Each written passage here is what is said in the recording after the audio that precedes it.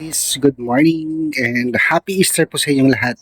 So ngayon guys, ito na yung araw na inaantay po natin na kung saan ay uuwi na po si Erna at si Marjorie doon sa Davao. At ito, ihahatid na natin sila doon sa terminal ng bus. So depende guys kung saan yung available kasi Sunday ngayon, uwian na yung mga nabakasyonista. So sigurado ko po marami pong mga pasahero. So meron naman tatlong terminal bus dito sa Abra, may Partas, Dominion at yung Byron. So pagdating ng Manila guys, kinausap ko na po yung pamangkin ko na siya po yung maghahatid at magsusundo sa terminal ng bus kung saan sila sasakay para hindi po sila maligaw at maloko ng mga taxi driver. Susundin po siya doon sa terminal din, ihahatid sila doon sa airport terminal to. So tara guys, punta na tayo doon sa bahay ng mga Pibilab at susundin ko na po yung mga dalawa. So tara agad. Ayan guys, dito na tayo sa bahay ng mga Pibilab and ayan, tingnan natin kung nasaan na yung dalawa. So kasama si Balita yung maghahatid doon sa terminal at diretso na rin siya mamamalengke guys mamaya. So let's go. Hanapin na natin yung dalawa. Shout out from Lara and Angelique. Happy Easter sa inyo, Ma'am Elizabeth Makua, Ma'am Janet Hyder. Happy Easter. At sa lahat ng mga subscriber and viewers po, pasensya na hindi ko kayo maisa-isa. Happy Easter po sa inyo lahat. Mag-ingat po kayo palagi and God bless you all po. Guys, nandito na tayo sa Partas.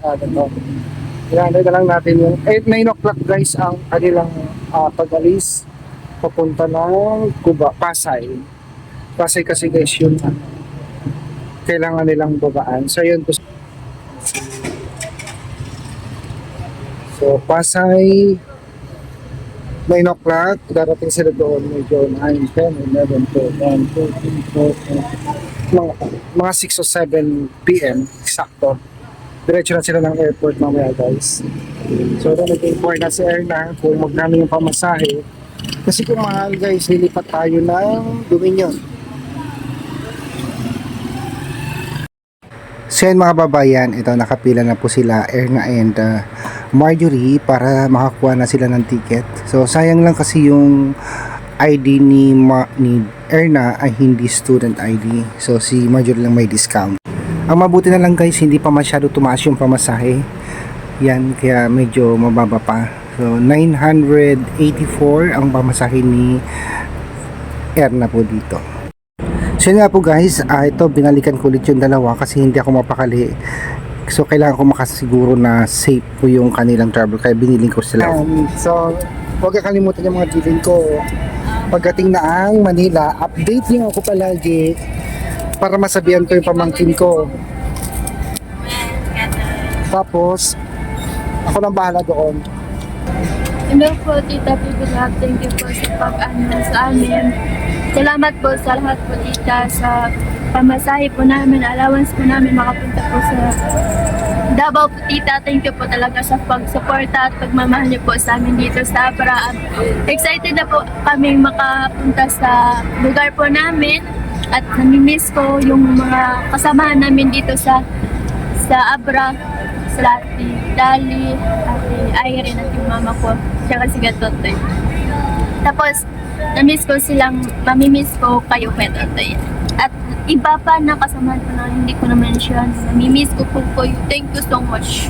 Thank you po ulit, Tita, sa opportunity po na binigay niyo sa amin na makawin po kami. Thank you so much po talaga sa pagpapilya mo, kay Sir Paul, kay Nanay Elizabeth, at sa lahat ng tauhan po ni Tita. Maraming salamat po sa walang sawa po suporta niyo sa amin, sa pag-guide niyo sa amin habang nandito po kami sa kasamahan namin na Marias. Thank you so much po sa inyong suporta din sa amin.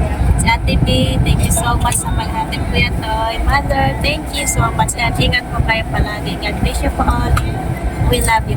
Okay, pag naiihi kayo, ang CR nandyan sa likod nyo. Kahit hindi na kayo bumaba. Pero pag nagugutom kayo, pag nag-stop over, kumain kayo. Hindi sapat ang chichirya.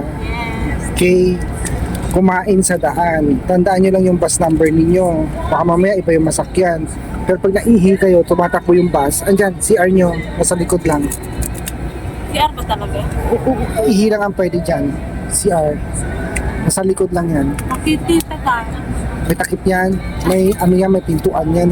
Oy. I-try mo daw. Ayoko. Basta yung bilin ko ha, pag malapit na kayo sa Manila, update ako para masabihan ko yung pamangkin ko, masundo kayo. Cubao. Magtanong. Okay? So, baba na ako. Ingat kayo sa biyahe. Basta i-update lang ha. Kahit saan kayo makarating update. Okay? Sige. So, bye na. Bye. So yan guys, fast forward po tayo ngayon. Nahatid ko na po si Dali, si Marjorie at si Erna. So nahatid na namin, kasama ko si Padiday kanina guys, kasi namalengke na rin siya after namin mahatid yung dalawa. At update po tayo, nasa Tarlac na raw po sila sa may toll gate. Kaya sabi ko sa kanila, lalo na kay Erna, i-update ako lagi para masabihan ko yung pamangkin ko para masundo sila dun sa terminal ng Cubao. Dapat papasok po yung sasakyan nila, nga lang naubusan kami ng ticket, sobrang dami kasi yung mga tao biglang dumagsa, kaya wala nang choice kundi Cubao na lang.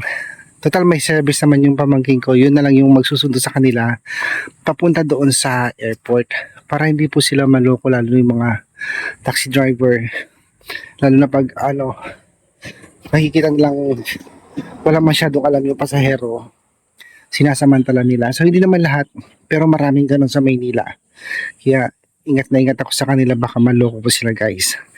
So maraming salamat po sa walang sawang support sa panunod niyo po sa aming vlog sa PVlog channel. Thank you so much po sa inyo. So nandito ko yun sa ayan guys, sa mga tanim kong sitaw. So chinecheck ko, ang dami pang bunga. Sayang hindi ko sila napabaunan, binigay ko sana sa ate ko. Ayan, marami pa namang stocks yung mga girls. Yan guys, mayroon na naman siyang upo isa, so ibibigay ko na lang ito. Meron akong pagbibigyan. Ayan, dalawa pala yung bunga, medyo maliit pa. At yung mga talong, yan, kahit super dry, marami po siyang bunga. Yan guys, so medyo nagbabalik kulay na ulit sila, kulay green, kasi umulan nung nakaraan, pero hindi naman siya ganong kalakas. Yan. So muli, maraming salamat po sa mga support po ninyo. Thank you so much. At si Padiday natin ko na rin sa bahay ng PVlog. So tatlo na lang sila. Medyo malungkot daw sabi nila kanina kasi hindi na sila kompleto. Yan. Sa mga nagtatanong naman po kay Kumaring Irene, guys, siguro mga last week of June or first week of June, depende po sa pagtatapos ng klase nila. Siya naman yung susunod uuwi doon sa Davao. Hindi kasi guys pare-pares yung schedule, kasi yung dalawa high school, si Irene naman po ay college. So hindi sila pwedeng magsabay-sabay lahat na umuwi kasi iba-iba yung schedule nila. Kasi sila Irene, Badiday at si Dali, may mga pasok pa hanggang ngayon. So matagal para yung bakasyon nila. So abangan na lang natin guys yung pag-uwi naman ni Kumaring Irene doon sa Davao. So i-update ko kayo guys doon sa biyahe nila Erna. Binilin ko naman siya na update niya ako kung nasaan na sila, para ma-update ko rin kayo guys at malaman nyo kung nasaan na po sila. So muli po, maraming salamat and happy Easter po sa inyong lahat. God bless at mag-iingat po kayo palagi. Thank you po.